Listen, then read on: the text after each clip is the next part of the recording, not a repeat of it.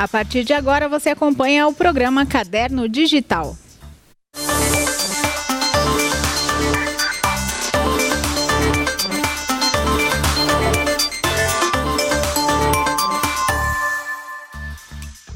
O programa Caderno Digital começa agora, uma realização da Rede TVTech em parceria com a TV Câmara de Jundiaí. Conteúdo disponível nas mídias sociais, basta procurar por TVTech Jundiaí. E no nosso programa, você já sabe, a gente traz entrevistados para falar sobre temas variados. Entrevistados aqui de Jundiaí, da região, para a gente falar sobre prestação de serviços, informações em geral e também sobre histórias de vida, sobre histórias de empreendimentos de sucesso ou curiosidades, coisas interessantes aqui da nossa cidade e das cidades vizinhas também. Hoje a gente fala de cinema e eu convidei o Carlos Alberto de Oliveira, que é mais conhecido como Carlos Zay, que ele é publicitário e especialista em cinema. Carlos, muito obrigada pela presença. Eu que agradeço a oportunidade de estar aqui contigo, Luciana. Então você é responsável por 2 projetos na nossa Biblioteca Pública de Jundiaí, a Biblioteca Professor Nelson Fucci, né? Um deles é o projeto ou programa, não sei dizer para você o nome, porque é você que vai me explicar. Câmera na Mão. Sim, eu sou responsável pelo Câmera na Mão e também o Cinema e Literatura, né? O cinema, o Câmera na Mão hoje ele já é uma realidade, né? A gente chama ele hoje de Desafio Câmera na Mão, tá? São vários alunos, adolescentes, cada 5 ou 6 alunos formam uma produtora, né? E eles concorrem entre si em termos de melhor filme, melhor diretor, melhor roteirista, esse tipo de coisa, né? E como foi possível iniciar essa atividade aqui em Jundiaí? Então, eu tinha feito, na verdade, um curso há um tempo atrás, isso em 2010, um curso de teatro. Eu estudei teatro também, artes cênicas, no Emílio Fontana, em São Paulo, quando era o CADEF, ainda nos anos 80, né, antes de eu ir trabalhar na TV Bandeirantes. E estava fazendo um trabalho social numa instituição, numa casa de apoio a mulheres, e eu pensei em fazer uma atividade para ajudar elas, né? E eu propus um curso de teatro, né? Aquele curso de teatro, falei assim, poxa, vai melhorar a questão de relacionamento, algumas coisas e tal. E eu vi que no curso que eu fiz para elas, melhorou não só essa questão, mas melhorou a oratória, interpretação de texto, tal, a forma como que elas se expressavam. Eu falei, poxa, que bacana. Eu falei, sabe que eu podia aplicar isso com os adolescentes, com a molecada lá fora, né? E eu fiquei pensando, de 2010, na verdade, 2014, eu fiquei pensando como que eu poderia fazer um curso que eu envolvesse o audiovisual, né? E eu pudesse dar um ganho intelectual, né? Porque minha preocupação dentro da Vida.com sempre foi essa. Você dá um ganho intelectual sem você falar mais de matemática, português, como se fosse um reforço escolar, né? Então, nessa época também eu fui estudar, fiz especialização em cinema, na Embi Morumbi, em São Paulo, e fui estudar gestão de projetos no Senac. E criei o Câmera na Mão. Aí, a primeira classe do Câmera na Mão, a primeira turma, a gente implantou na Paim, dentro da Paim. Ali foi a primeira experiência. Então, muitos erros ainda, muita coisa que a gente acreditava na teoria que funcionava e que, na verdade, na prática, a gente viu que não era bem aquilo. Então, vai acertando, né, alguns erros, colocando os pingos nos is ali, mas eu acho que o primeiro ano serviu para a gente fazer isso. No segundo, a coisa já começou a funcionar mais direitinho, né, o Câmera na Mão. Então, a gente executou o Câmera na Mão 3 anos, né, até ele estar bem estruturado, antes de mandar para o PROAC, né? O PROAC, que é o Programa de Ação Cultural do Governo do Estado de São Paulo. Do Governo do Estado de São Paulo. Então, daí a gente mandou para o PROAC, o PROAC aprovou o projeto, né? Aí viemos para buscar um patrocinador, porque é por renúncia fiscal, né? Então encontramos a Destro, que nos apoiou, né? Que é ela que financia esse projeto através do PROAC. E também encontramos uma parceira para a gente instalar o curso, que é a Biblioteca Nelson Fucci. Então eles oferecem o espaço na biblioteca? Eles oferecem o espaço. Aí, como contrapartida, né, para eles oferecerem o espaço do Câmera na Mão, eles queriam que eu oferecesse alguma coisa, né? Tipo, ou algumas vagas dentro do curso, ou um workshop, uma oficina. Eu falei, eu vou pensar em alguma coisa e falo para vocês, né, o que a gente pode fazer. E aí que surgiu, então, o curso Cinema e Literatura? Sim, foi aí que surgiu o Cinema e Literatura, né? E eu propus para eles, eu pensando, né, tanto na questão de interesse do público que frequenta a biblioteca, né, eu falei bem assim, por que a gente não pega, né, e faz um curso, um workshop, falando que o aluno vem e escolhe um livro aqui da biblioteca, tá? Os alunos, e a gente transforma esse livro num filme, num curta, né? Então eu vou colocar isso em aulas práticas. Inicialmente, a primeira turma foi 10 aulas só, né? O pessoal achou meio assim, meio estranho, poxa, mas 10 aulas e já fazer o curso, pessoas que não têm experiência, mas foi muito bom. A gente conseguiu fazer, conseguiu entregar, né? E esses curtas têm quanto tempo, mais ou menos, de duração? Eles podem chegar a 15 minutos. No caso, Um Corpo na Biblioteca, que foi o que foi feito pelo Cinema e Literatura, ele tem 9 minutos, né? Agora, do Câmera na Mão, os primeiros, porque o Câmera na Mão se divide em 2 módulos. Tem a primeira etapa, que é o que os alunos passam para conhecer, para mexer, tem chance de errar, brincar, tal. A gente não está preocupado muito com, né, mas com eles sentirem mesmo e conseguir andar com aquilo, tá? Então eles fazem filmes até 3 minutos. Eles acham, falam assim, mas 3 minutos é pouco. Eu falo assim, quero ver você fazer 3 minutos de filme. Na hora de fazer que você vê, né, a dificuldade que tem. Isso é verdade. Então aí eles fazem um monte de coisa, só quando vê dá 1 minuto, dá 1 minuto e meio. Então eles, eu achei que ia dar um tanto de filme, então a gente trabalhou tanto, foi, tá aí. E é tudo de graça para esses alunos? É tudo de graça, é tudo gratuito. Porque tem o apoio, o patrocínio, Sim. tem essa certificação pelo PROAC. Sim. E você teve a primeira turma aqui na biblioteca ou você já está em novas turmas? Como que está o andamento das atividades? Não, aqui na biblioteca do Câmera na Mão é a primeira turma. Do Cinema e Literatura nós estamos na segunda já. E esse Cinema e Literatura vai sempre acontecer? Uma turma termina e já vai começando a outra? O que você tem em vista? Eu acho que o Cinema e Literatura ele deu tão certo que a expectativa nossa é que continue, né? A gente quer transformar ele num projeto oficial também, porque a gente não vai ter o custo, né, do Câmera na Mão para segurar essa contrapartida, entendeu? Então a gente quer transformar ele num projeto oficial. Mas até agora ele tem dado muito certo, até que na segunda turma, a primeira a gente abriu 15 vagas, se inscreveram 13 pessoas, né? Metade desistiu no primeiro dia. Acontece muito, Porque achou que falou assim, não, esse cara está sonhando muito, tal. Nós vamos sentar aqui, vamos fazer o filme e tal. Eu pensei que ia ser um monte de palestra, tal, aquele tipo de coisa, mas ele está falando de fazer um filme, não vai acontecer isso aí. Eu teve muita gente que foi embora. Atividade prática, às vezes assusta, né? Só que a gente fez. Realmente aconteceu. Então aí no segundo, falando bem assim, vamos abrir 30 vagas, porque quem sabe a gente tem 20 pessoas inscritas. Só que não, aconteceu que em poucas horas as 30 vagas se esgotaram.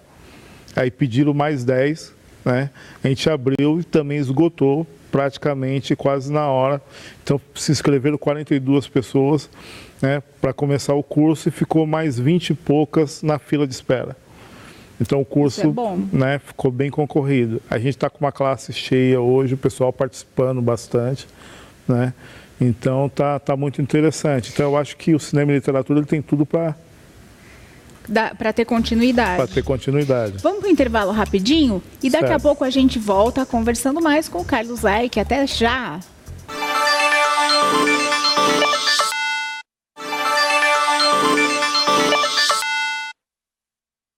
De volta depois do intervalo, Caderno Digital hoje com o Carlos Zaik, o Carlos Alberto de Oliveira, publicitário especialista em cinema, e a gente está falando sobre atividades que ele desenvolve na nossa biblioteca pública aqui de Jundiaí, a Biblioteca Professor Nelson Fucci.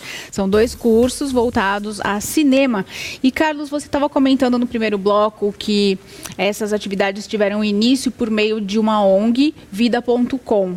Como foi que surgiu essa ONG e o que ela já fez de interessante? Tá. A Vida.com, ela surgiu em 2007, né? E eu tinha a ideia, na verdade, de fazer uma instituição nesse sentido, né, de criar, e fazia mais ou menos uns 10 anos que eu estava com isso na cabeça sonhando, já tinha comentado com alguns amigos, tudo.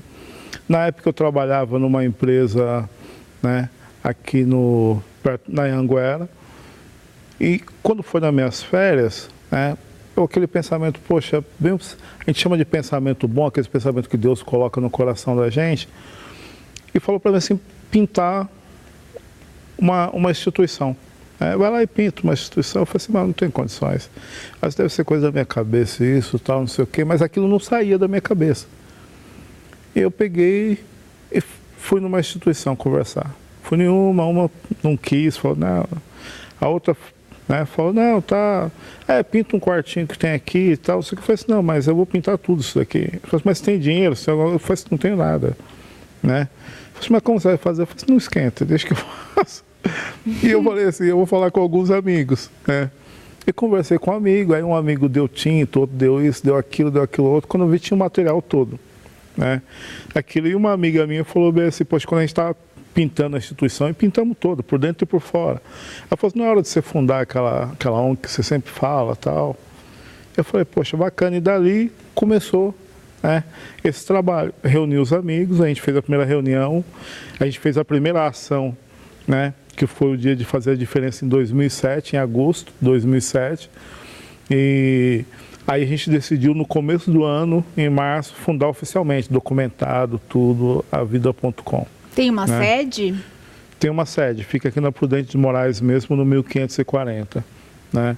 E dali a gente tinha 2 projetos, que um era o Natal Feliz, que é um evento que a gente faz todo ano no ginásio da Vila Aparecida, voltada para as crianças do São Camilo ali, né? Acontece desde essa época e tem o apoio da Associação Mulher Unimed.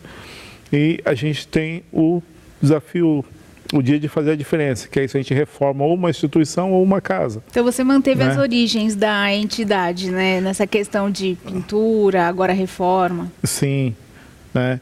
Aí a gente partiu para outras atividades também, né? A gente fez uma parceria com uma escola de informática e a gente oferecia um curso de informática móvel, né, dentro das clínicas onde estavam as pessoas privadas de liberdade. Então a gente ia lá, né, e dava esses cursos. E a gente começou a partir desses cursos para colocar outros. Colocamos curso de teatro, né, também. A gente tem uma outra ação que chama Condomínio Solidário, né, que a gente põe postos de arrecadação dentro de condomínios. Eles fazem doação para a gente e a gente transfere para as pessoas que são necessitadas. A gente não faz bazar. A gente pega aquela doação e... Tudo aqui para Jundiaí mesmo? Por exemplo, essa doação dos condomínios vai para a gente de Jundiaí? Para a gente de Jundiaí. Interessante. Como você tem o acesso, o contato, sabe quem precisa? Do lado do condomínio sempre tem alguém que apresenta um síndico para a gente vai conversar com o síndico e mostra o projeto e ele instala o posto lá. Do outro lado a gente tem as pessoas que a gente tem cadastradas já na instituição, né, que são famílias carentes. E a gente faz o quê? A gente faz essa ponte, né? E quando a gente monta, quando tem muita coisa, a gente monta como se fosse um bazar, mas não é um bazar, é uma coisa aberta. As pessoas vêm e pegam aquilo que precisa, né, gratuitamente leva, a gente fotografa isso, faz ficha dessas pessoas, tudo, e a gente manda para o condomínio que doou, né, as informações. Veio tantas peças de roupa, tantas pessoas foram beneficiadas, está aqui as fotos, está aqui tudo, tal. Se quiser ver as fichas, mais detalhe, pode ver, porque daí é uma coisa totalmente transparente. Isso é muito importante. Né? E como foi que você decidiu envolver ações de cultura, de educação, essa questão do cinema, dentro das suas atividades beneficentes, porque não deixa de ser, né? Você chama jovens carentes para ensinar a produzir um curta. Uhum. Na época eu comecei a pensar, eu falei, poxa, as pessoas até comentavam comigo, você precisa, né, de como que a gente podia fazer alguma coisa para ajudar os adolescentes, né, ou as crianças. E eu pensava, como que eu posso, como eu já te disse, né, há pouco, como que eu posso fazer para melhorar a condição intelectual deles, sem falar de reforço escolar, né? Criar alguma coisa.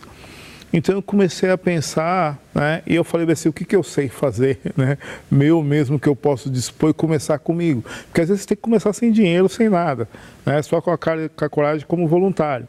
Então, tipo assim, o compromisso maior é seu. Se vem um outro voluntário, uma pessoa, ela vem uma vez por semana, tá? Porque ela tem as suas atividades, suas obrigações. Então ela não pode estar sempre, né? Então, falei bem assim, eu tenho que contar mais comigo para fazer isso. Então, por onde que eu tinha passado? Trabalhei em agência de publicidade, né? Trabalhei no AMB, trabalhei na área de turismo, trabalhei na TV Bandeirantes, né? Trabalhei no teatro. Então, quer dizer, eu falei assim, é tudo coisas que eu sei fazer, tá? Relacionadas à comunicação. Relacionadas à comunicação e à cultura. Então, eu falei bem assim, eu vou usar essas ferramentas, mas como que eu posso, né, usar isso? No curso de gestão, né, o professor Daniel Polo, quando eu comecei a abrir para ele o que eu queria fazer, ele falou bem assim, nossa, tem um teórico, né, que eu acho que pode te ajudar muito em relação a isso, porque fala quase a mesma coisa que você está falando, né, que é a questão da educomunicação. E ele tinha trabalhado na USP já com esse pessoal e tal. E ele me apresentou isso, eu gostei muito. E também, tipo assim, uma outra linha que eu achei que também casa com isso é o construtivismo, né? De você, em vez, as duas coisas, tanto a educomunicação e o construtivismo, eles vão para esse lado, de você ajudar com que as pessoas, né, elas sejam também formadoras de opinião, elas consigam construir as coisas, elas consigam gerar aquilo. Você não é mais o líder que se coloca acima ali e detém a informação e passa aquilo para as pessoas, mas não, você senta na mesa com eles e você conversa de igual para igual. Entendeu? Cada um tem a chance de se manifestar. De se manifestar, de se expressar, de ser ouvido, o que é muito importante para eles. Os adolescentes acabam se sentindo valorizados e respeitados, entendeu? Então a gente forma a produtora, no começo eles ficam receosos, acho que é aquele professor que vai chamar a atenção, vai falar, isso está errado, isso não sei o quê. Não existe nada disso, eu falo bem assim, o que vale aqui é a sua ideia. Né? Você vai colocar a sua ideia, a gente vai ajudar você a encontrar o melhor caminho. E senta na mesa. E da equipe, eles escolhem entre eles um diretor. Eles mesmos definem isso. Eles se organizam. Eles se organizam. Porque você fala que precisa ter um diretor, produtor, um roteirista. E aí eles decidem quem vai fazer o papel. Quem vai fazer? Um cinegrafista, né? Tudo isso daí. Então, eles decidem entre eles. Ou é com o que eles fazem? Não, eles usam a câmera. Tem uma NR5 da Sony, é uma câmera profissional. Eles aprenderam a operar essa câmera manualmente, é uma câmera muito boa, né? Então eles pegam, eles olham, às vezes tem gente que pensa, não, vai chegar lá, vai ser um celular ou vai ser aquela câmerazinha, uma handicam simplesinha, mas não, chega lá tem uma câmera profissional, como se diz o figurino. Já muda muda a coisa. A sensação de você estar atuando ali, né? A sensação de estar atuando. Fica um pouco mais profissional. De estar fazendo tudo aquilo ali. E eles veem que eles têm o poder de decisão. Eles falam, mas vocês confiam da gente fazer essas coisas? Eu falei assim, mas claro, é por isso que vocês estão aqui. Né? Então, e o diretor da equipe, eu sempre falo para o pessoal que trabalha comigo, eu falo bem assim, a última palavra é do diretor da equipe. Não importa se ele é um adolescente de 14 anos e você é uma pessoa de 30, 25 e tal. Ele falou dentro da equipe dele aquilo é X. É como acontece no mercado de trabalho. Como acontece no mercado de trabalho. Na vida real, né? Com certeza. Então a gente passa essa sensação para ele. Se tiver alguma coisa que o diretor tiver um excesso e tiver que falar com ele, chama ele isolado, sozinho, numa outra hora, tal. E aí você vai passar a orientação, mas passa a orientação como uma sugestão, bem suave e tal. Porque ele não pode perder essa autonomia dele, ele tem que ser lapidado e tal. Muito legal, estou gostando de conhecer mais sobre esses projetos, sobre a ONG. E a gente vai para mais um intervalo agora rapidinho e volta para o último bloco, bater mais papo com o Carlos Zaik. Eu te espero.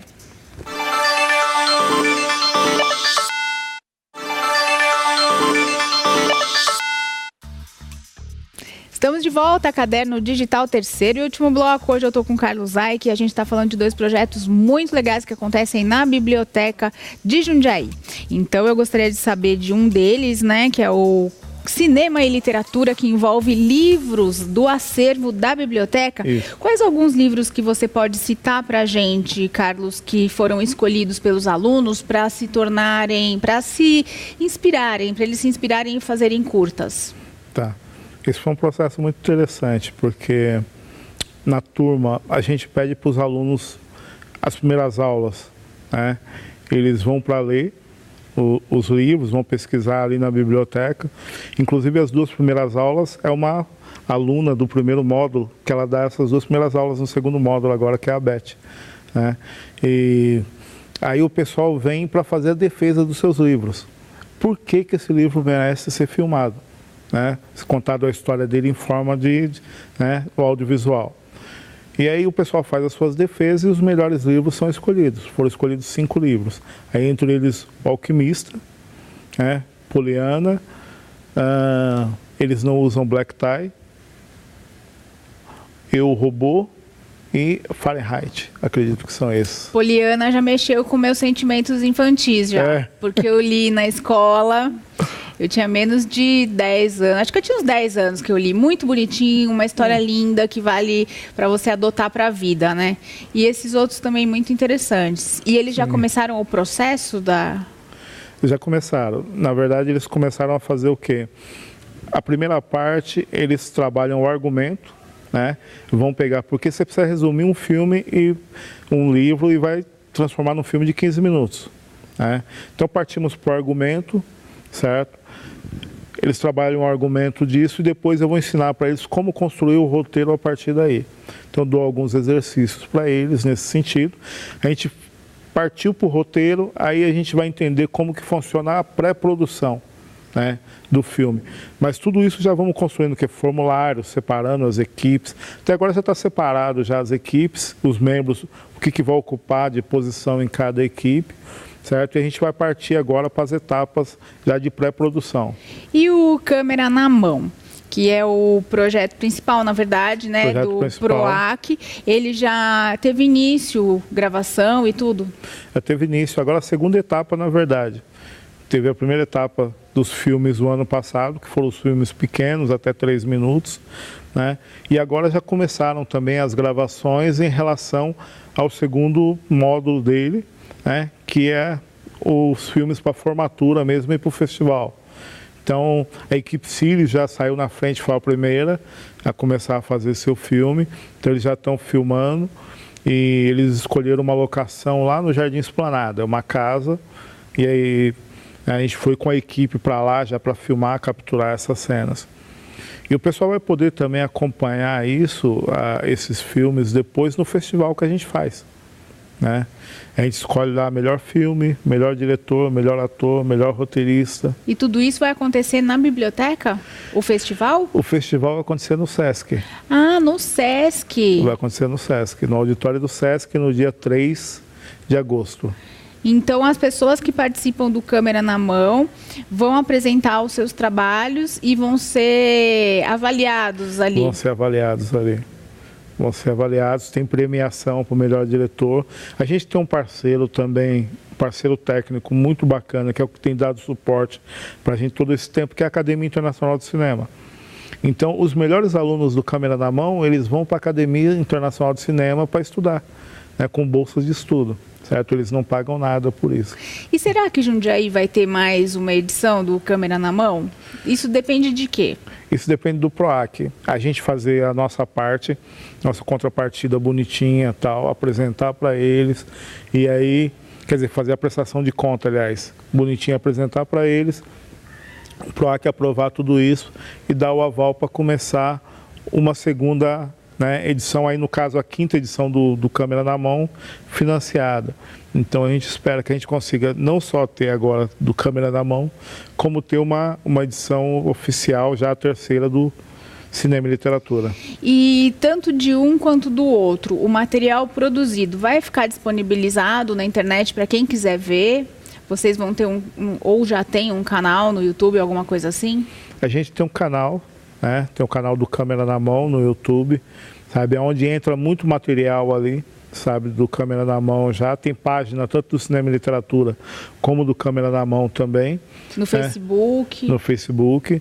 E depois esse material vai ser disponibilizado. Primeiro a gente vai fazer o quê? Consta na nossa contrapartida uma distribuição de DVDs com esse material para as escolas. Então vai ser a primeira etapa, a gente vai distribuir 100 DVDs. Né, com o material que vai ser produzido para as escolas, biblioteca, né, as empresas parceiras, tal, para ter lá arquivado, ver o que esses adolescentes foram capazes de produzir, de fazer. né? E a importância disso, né? De criar essa... É interessante porque o perfil do público de cinema, de vídeo, vem mudando cada vez mais, né? Agora é mais acessível, você tem acesso a filmes, a séries, né? Netflix, mesmo o Sky e as TVs a cabo em geral oferecem muito filme e o pessoal assiste muito YouTube também. Assiste muito. Então o interesse nunca acaba pela imagem, pelo cinema, pelo audiovisual. Eu acho que só cresce. Só cresce, isso é verdade. Só cresce.